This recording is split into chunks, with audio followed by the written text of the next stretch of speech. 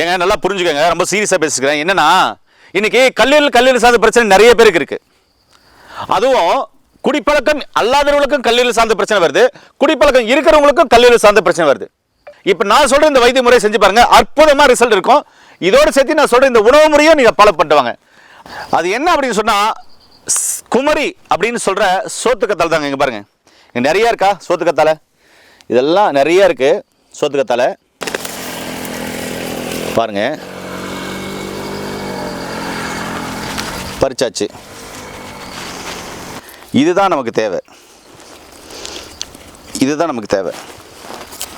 இதை வந்து பார்த்தீங்கன்னாக்கா ஒரு அடி எடுத்துக்கணும்.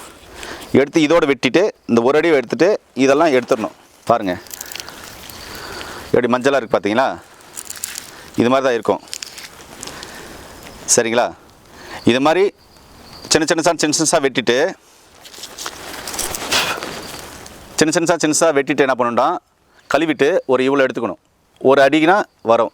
ஒரு இவ்வளோ எடுத்துக்கிட்டு நல்லா நச்சுன்னு ரசத்துக்கு பூண்டு அடிக்கிற மாதிரி இடித்து ஒரு பாத்திரத்தில் போடுங்க. போட்டு 200 ml தண்ணி ஊற்றுங்க. தண்ணி ஊற்றி சிம்மில் கொதிக்க வைங்க. நல்லா கழுவிட்டு மண் இல்லாமல் நல்லா இடித்து போட்டு கொதிக்க வைக்கிறீங்க. புரியுதுங்களா? சிம்மில் கொதிக்க வைக்கும்போது ஒரு ஸ்பூன் சீரகத்தை இடித்து அது உள்ள போடுங்க. இது ரெண்டும் நல்லா கொதிக்கட்டும். கொச்சி இறங்குற டைமில் ஒரு பிஞ்ச் அளவு, அதாவது ஒரு கைப்பிடி இப்படி 2 விரலில் இருக்குங்களா, ஒரு பிஞ்ச் அளவு மஞ்சள் தூள் எடுத்து போடணும். இவ்வளோ தான். இந்த 200 ml தண்ணி 100 ml சுண்டுற வரை வெயிட் பண்ணுங்கள். அது 100 ml சுண்ட வரும் ஆஃப் பண்ணிவிடுங்க. ஆஃப் பண்ணி எடுத்து வச்சுட்டு காலையில் 50 ml வெறும் வயிற்றில், சாயந்தரம் சாப்பிட்றதுக்கு முன்னாடி 50 ml வெறும் வயிற்றில். இது ஃப்ரெஷ்ஷாக தான் தினமும் பண்ணி கொடுக்கணும். இப்போ ஒரு நாளைக்கு பண்ணிடுறீங்க, ஓகே, முடிஞ்சிச்சா?